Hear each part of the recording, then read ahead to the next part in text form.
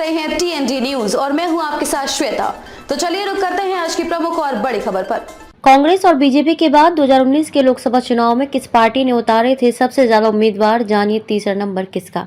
अब तक देश में 18वें लोकसभा चुनाव की तैयारी शुरू हो चुकी है। देश की सबसे बड़ी दो राष्ट्रीय पार्टी बीजेपी और कांग्रेस सबकी नजर में है। दोनों ही पार्टी देश के करीब हर राज्य में चुनाव लड़ती हैं। देश में इसी महीने लोकसभा चुनाव का ऐलान होने वाला है। ऐसे में चुनाव के पहले विशेषज्ञ और जानकार तमाम तरह के आंकड़े निकाल रहे हैं। देश में पहला आम चुनाव 1952 में हुआ था। इसके बाद अब तक देश में 18वें लोकसभा चुनाव की तैयारी शुरू हो चुकी है। चुनाव प्रचार भी अब गति पकड़ रहा है, लेकिन इन सब के बीच आंकड़ों के जरिए कुछ रोचक जानकारी सामने आ रही है। दरअसल देश की सबसे बड़ी दो राष्ट्रीय पार्टी बीजेपी और कांग्रेस सबकी नजर में है। दोनों ही पार्टी देश के करीब हर राज्य में चुनाव लड़ती हैं। ऐसी स्थिति में बीते चुनाव के कुछ रोचक आंकड़ों पर नजर डालना जरूरी नजर आता है। न्यूज एजेंसी द्वारा दी गई जानकारी के अनुसार गैर लाभकारी संगठन PRS लेजिस्लेटिव रिसर्च के मुताबिक 2019 के आम चुनाव में 542 संसदीय निर्वाचन क्षेत्रों से 8,039 उम्मीदवार चुनाव लड़ रहे थे। क्या कहते हैं आंकड़े।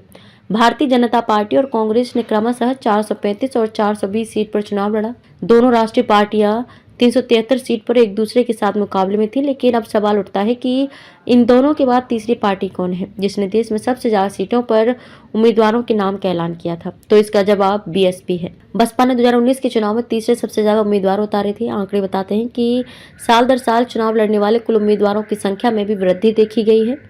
आधिकारिक आंकड़ों के अनुसार जहां 1952 में 489 सीट के लिए 1,874 उम्मीदवार थे और प्रति निर्वाचन क्षेत्र औसतन 3.83 उम्मीदवार थे, वहीं 1971 में ये संख्या बढ़कर 2,784 हो गई और प्रति निर्वाचन क्षेत्र औसतन 5.37 उम्मीदवार थे। आधिकारिक आंकड़ों से पता चलता है कि 2009 के आम चुनावों में 543 सीट के लिए कुल 8,070 उम्मीदवारों ने चुनाव लड़ा था और औसत बढ़कर 14.86 हो गया। 2014 के लोकसभा चुनाव में कुल 8,251 उम्मीदवार मैदान में थे।